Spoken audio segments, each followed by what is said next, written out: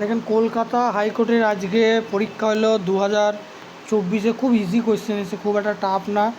দেখেন অ্যারিথমেটিকে এসছে, ঠিক আছে। দেখেন অ্যারিথমেটিক কোয়েশ্চেন এসছে, খুবই ইজি কোয়েশ্চেন। দেখেন কত ইজি কোয়েশ্চেন। দেখেন পরীক্ষায় যারা কলকাতা হাইকোর্টের পরীক্ষা দিয়েছেন আজকে, দেখেন কোয়েশ্চেনগুলো শুধু দেখেন কত ইজি কোয়েশ্চেন, ঠিক আছে। কোয়েশ্চেনগুলো শুধু দেখেন কত ইজি।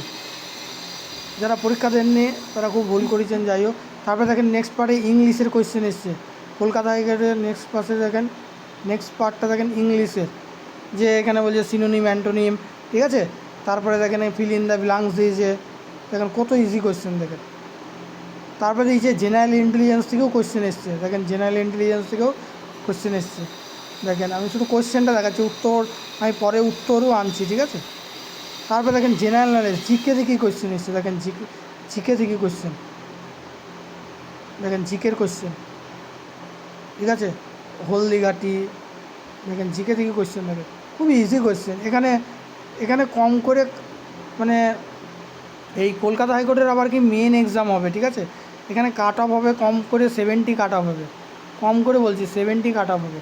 যে পরীক্ষা দিয়েছেন খুব ভালো করেছেন, ঠিক আছে। 2024-এ খুব ইম্পর্টেন্ট, ঠিক আছে।